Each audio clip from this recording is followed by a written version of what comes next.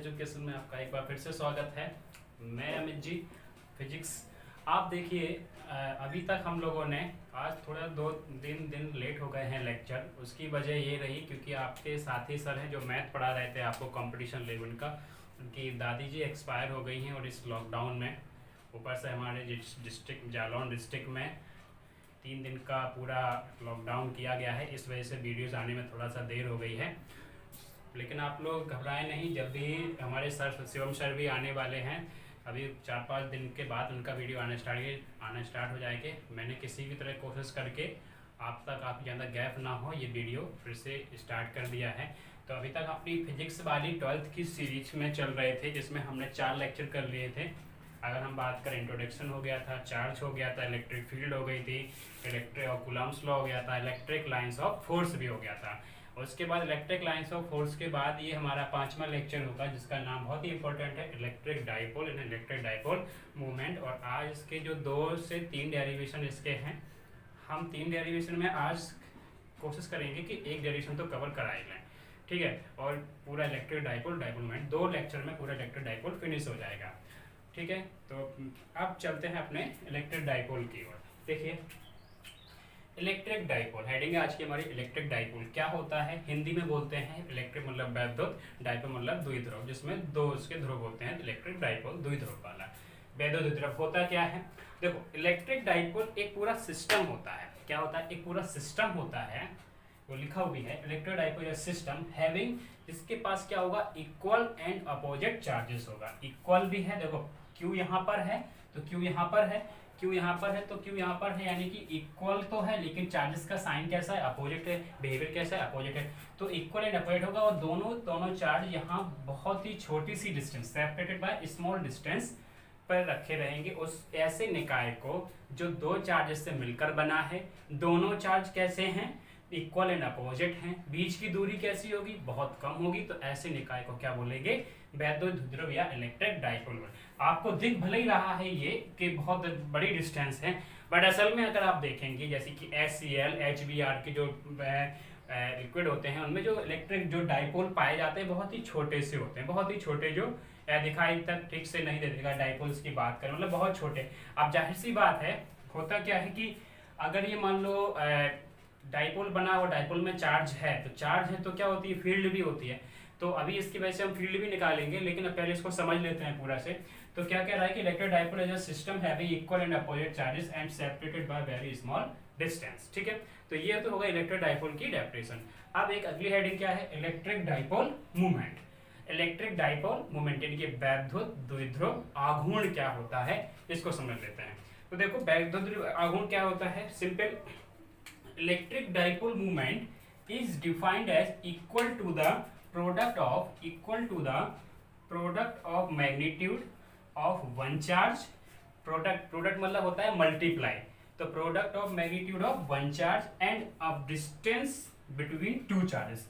और जो डिस्टेंस है दोनों चार्जेस के बीच की डिस्टेंस, और किसी एक चार्ज का प्रोडक्ट ले लें, ये Q भी ले लें और ये 2A ले लें, ठीक है। तो देखो ध्यान से, तो क्या बन जाएगी डेफिनेशन, तो हम क्या लिख लेंगे यहाँ पर, तो हम लिख सकते हैं, क्या लिख सकते हैं, तो हैंस इलेक्ट्रिक डाइपोल मूवमेंट क्या हो जाएगा, Q इंटू 2A हो जाएगा। क्या हो जाएगा, Q इंटू 2A, कि एक चार्ज हो गया और उन दोनों के बीच का डिस्टेंस जो कि 2A था, उन दोनों का क्या, मैग्नीट्यूड यानी कि प्रोडक्ट जब ले लेंगे तो क्या बन जाएगा, इलेक्ट्रिक डाइपोल मूवमेंट। तो यहीं से डेफिनेशन बन सकती है, आप फॉर्मूले से बना सकते हैं। इसको डिनोट किससे करते हैं, इसको P से डिनोट करते हैं। किससे डिनोट करते हैं, P से डिनोट करते हैं। फिर से देखिए डेफिनेशन कैसे बन सकती है, फिर से देख लीजिए क्या बन जाएगी। तो electric dipole movement is defined as equal to the product of one charge and distance between of their charges, इनकी डिस्टेंस बिटवीन ऑफ देम, और उनके बीच की डिस्टेंस कितनी है, 2 है। तो इनके दोनों का प्रोडक्ट क्या कहलाएगा, हमारा इलेक्ट्रिक डाइपोल मूवमेंट कहलाएगा। इलेक्ट्रिक डाइपोल मूवमेंट, इसे कैसे रिप्रेजेंट करेंगे,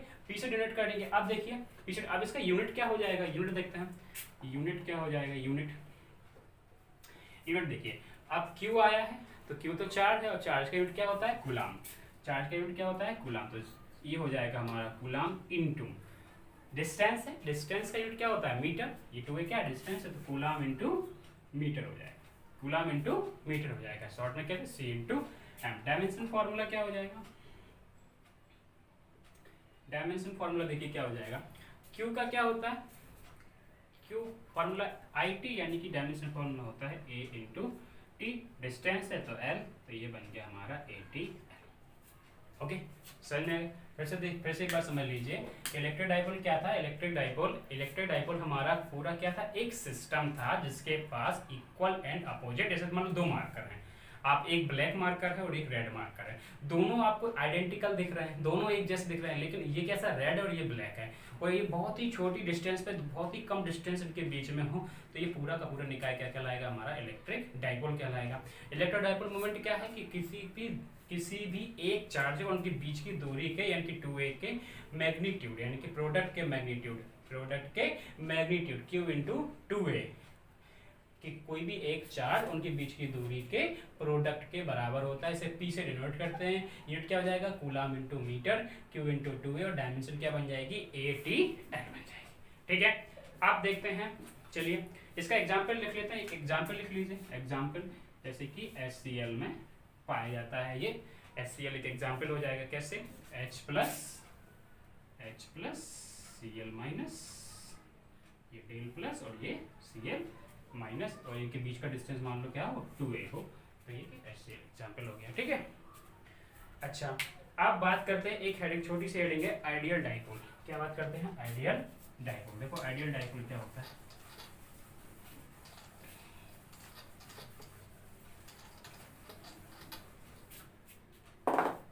आइडियल डाइपोल देखो,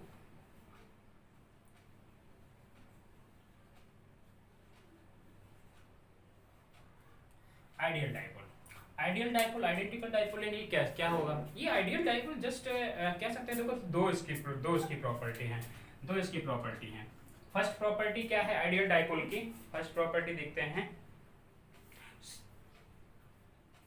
Q should be large, Q should be large, मतलब चार्ज कैसा होना चाहिए, बड़ा होना चाहिए, चार्ज कैसा होना चाहिए, अगर आइडियल डाइपोल चाहिए तो चार्ज बड़ा होना चाहिए। एंड दूसरी प्रॉपर्टी है distance between of them very small, distance है उनके चार्जेस के बीच में, distance between of them is very small, उनके बीच का जो डिस्टेंस है वो बहुत छोटा हो और चार्जेस बड़े हों, तो ऐसे बड़े निकाय को हम क्या बोलेंगे, आइडियल डाइपोल बोलेंगे। जैसे कि मान लो ये चार्ज है, ये बड़ा सा चार्ज Q है, ये प्लस Q है, और ये माइनस Q है, ये माइनस Q है, और देखो ये चार्जेस बहुत बड़े हो गए, तो इनका डिस्टेंस क्या है, बिल्कुल एकदम छोटा सा डंबल जैसा बन जाए। असल में ये ऐसे होते हैं, अगर देखेंगे छोटे, अगर आप इनको आप गूगल करके देखेंगे तो जो पाए जाते हैं बिल्कुल ऐसे होता है, मतलब आइडेंटिकल, मतलब ये जो हिस्सा है, ये चार्जेस है, ये बहुत, उनका जो डिस्टेंस है बहुत ही छोटा, तो ये जो डिस्टेंस, इसको बड़ा करके देखें, जो डिस्टेंस 2 है ये बहुत छोटा हो जाए और चार्जेस क्या हो जाए, बड़ा हो जाए, तो ऐसे डाइपोल को हम बोलेंगे आइडियल डाइपोल बोलेंगे। ठीक है, तो देखिए अब आज के लेक्चर का सबसे इम्पोर्टेंट, लिख लीजिए अपने नोट में, इम्पोर्टेंट डाल लीजिए, क्योंकि यूपी बोर्ड के लिहाज से अभी पिछली बार इस पर नहीं आया था, लेकिन इस बार अगर पेपर हुआ तो आप यकीन मानिए ये जो डेरिवेशन है, देखो डेरिवेशन कौन सा, electric field due to an electric dipole in axial position. देखो आप जाहिर सी बात, मैंने क्या बताया कि इलेक्ट्रिक डाइपोल है, तो जब डाइपोल बन रहा है उसमें चार्जेस आ रहा है, अगर उसमें चार्जेस है तो उसकी वजह से फील्ड ही बनेगी, जहाँ भी चार्ज होगा उसकी वजह से फील्ड बनेगी। अब फील्ड बन रही है, तो जब फील्ड बन रही है तो इस डाइपोल की वजह से दो तरीके से फील्ड बन रही है, एक तो वो कह रहा है कि आप उसकी एक्सियल पोजीशन पे निकालिए, और दूसरा वो कहेगा कि आप इसके इक्वाटोरियल पोजीशन पे इलेक्ट्रिक, हम दोनों ही डेरिवेशन कराएंगे, और दोनों ही इंपॉर्टेंट है, और दोनों में से एक इस बार आना ही आप तय कर लीजिए, चाहे यूपी बोर्ड हो या CBSE बोर्ड हो, इससे एक क्वेश्चन बनने, वेरी वेरी इंपॉर्टेंट। ठीक है, तो ये इंपॉर्टेंट हो गया। अब जैसे कि मान लो एकेडमिक है, तो एकेडमिक में आपको इसका थोड़ा सा थ्योरी लिखना पड़ेगा, जैसे कि आपने क्या क्या किया है उस पर। अब सबसे पहले चित्र बना लेते हैं, तो फिगर क्या है, क्या थे हम निकालने, सबसे मान लो एक माइनस Q चार्ज है, ठीक है, माइनस Q चार्ज है, और एक ये आपके पास है प्लस Q चार्ज, यानी कि एक डाइपोल है, इस पर माइनस Q चार्ज है, और क्या चार्ज है आपके पास, प्लस Q चार्ज है। ठीक है, प्लस माइनस Q और प्लस Q। अब इसके सेंटर से r डिस्टेंस पर कोई पॉइंट क्या ले लेंगे, ए पॉइंट ले लेंगे। इसके सेंटर से r डिस्टेंस पर एक पॉइंट क्या है, कैपिटल ए है।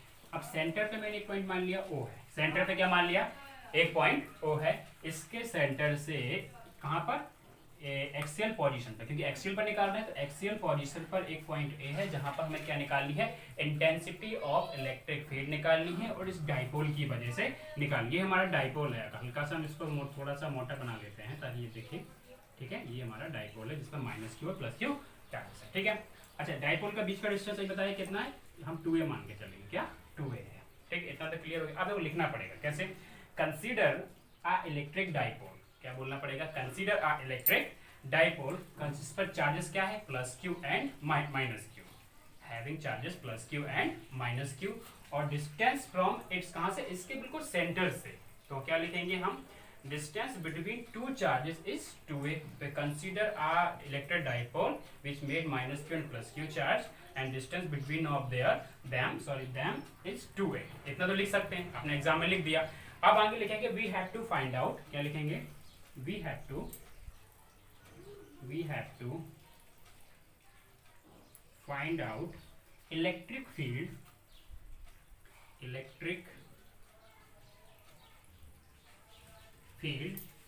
at point किस पे निकालना है, at point A, due to, किसकी वजह से, due to its dipole, electric point A due to of this dipole, due to dipole, ठीक है। तो सबसे पहले क्या करेंगे, सबसे पहले हम निकालेंगे कि प्लस क्यू की वजह से यहाँ पर इलेक्ट्रिक फील्ड क्या आ रही है। आप याद करो, मेरा जो दूसरा लेक्चर था इलेक्ट्रिक फील्ड वाला, कूलम्स लॉ के बाद जो तीसरा लेक्चर था, उसमें मैंने क्या बताया था, उसमें मैंने बताया था कि पॉइंट चार्ज के कारण इलेक्ट्रिक फील्ड कितनी आती है, 1/4πε0 q अपॉन r स्क्वायर आती है कि नहीं आती, तो वही लिखना है। अब देखो ध्यान से, थोड़ा सा ध्यान से समझना कैसे। अब मैं लिखने जा रहा हूं, तो मैं क्या लिखूंगा, electric field at A, electric field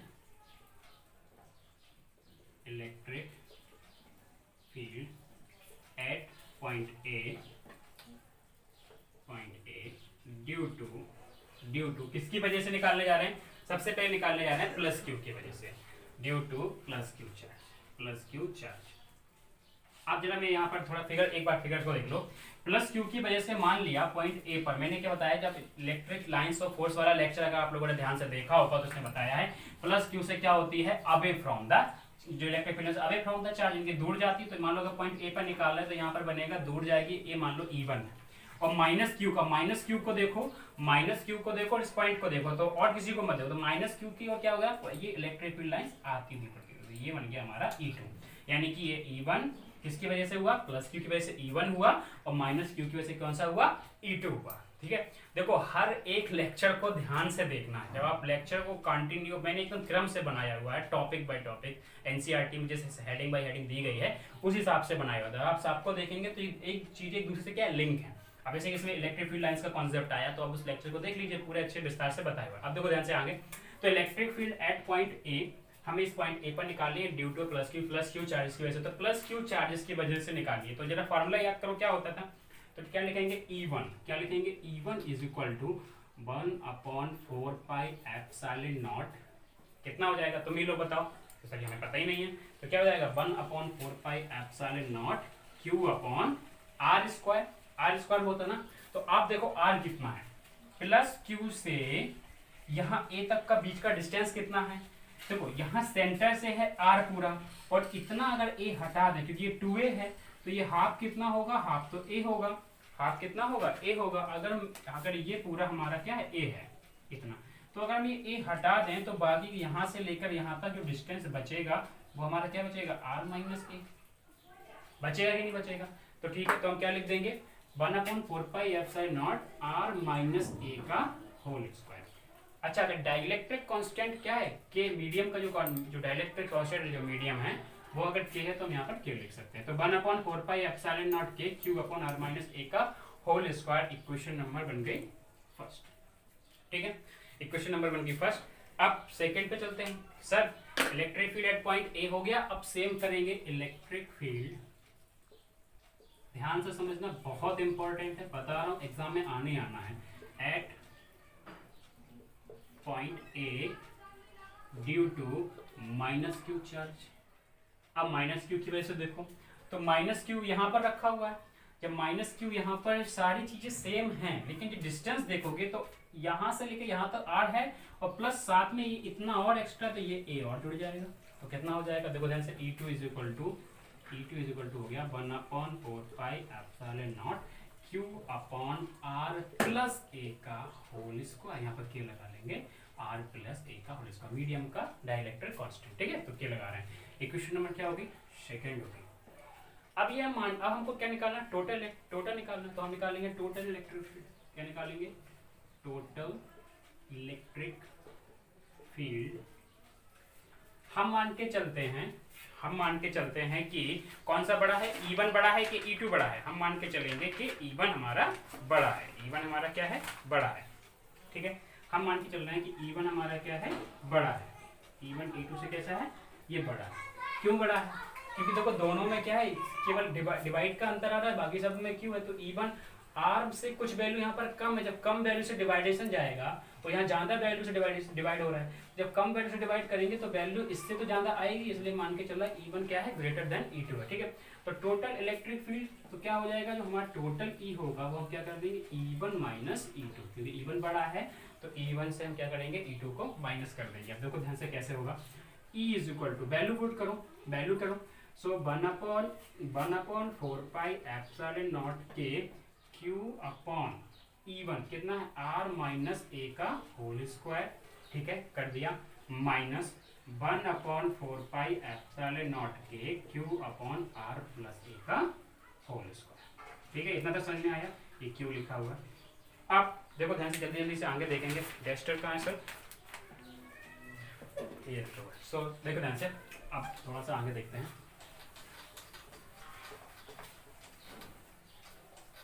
ठीक है, तो वहां तक समझ में आया। अब इसको क्या, इसमें देखो दोनों में कॉमन क्या मिल रहा है, कॉमन देखो ध्यान से, तो आपको मिलेगा 1/4πε0, साथ में Q भी मिल रहा है, तो Q भी ले लेते हैं। Q अपॉन 4πε0 के बाहर ले लिया तो अंदर क्या बचेगा, 1/r माइनस ए का होल स्क्वायर, ठीक है, माइनस 1/r प्लस ए का होल स्क्वायर, यही बचेगा, ठीक है, यही बचेगा। अब देखो ध्यान से, E अब सॉल्व रह गया है। जो कॉन्सेप्ट था वो मैंने बता दिया कि कैसे क्यों E1 माइनस E2 करेंगे, और वैल्यू पॉइंट चार्ज कितनी होती है, intense 1/4πε0 Q upon R square, क्योंकि R डाइपोल से मीडियम से सेंटर से ले रहे हैं तो वहाँ R प्लस ए आएगा, प्लस क्यू की वजह से, सॉरी माइनस क्यू की वजह से R प्लस ए आएगा, और माइनस प्लस की वजह से R माइनस ए आ गया। अब रह गया केवल आपका सॉल्यूशन, रह गया सॉल्व रह गया, तो तब भी देख लो, कोई बच्चे इसमें भी प्रॉब्लम होती है कैसे सॉल्व करना है।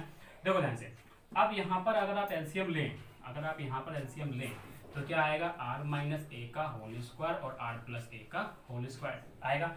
आप यहाँ से डिवाइड करिए तो ये ऊपर पहुँच जाएगा, R प्लस ए हमारा a whole square minus R minus a का होल स्क्वायर, ये हो जाएगा कि नहीं हो जाएगा, ठीक है। अब ध्यान समझो, E is equal to Q upon 4πε0 के, अब यहाँ देखो a square minus B square, इस पूरे को क्या मानेंगे हम, ए मान लेंगे, इस पूरे को क्या मान लेंगे, ये हमारा ए है और ये हमारा पूरा क्या है, बी है, ये पूरा क्या है हमारा बी है।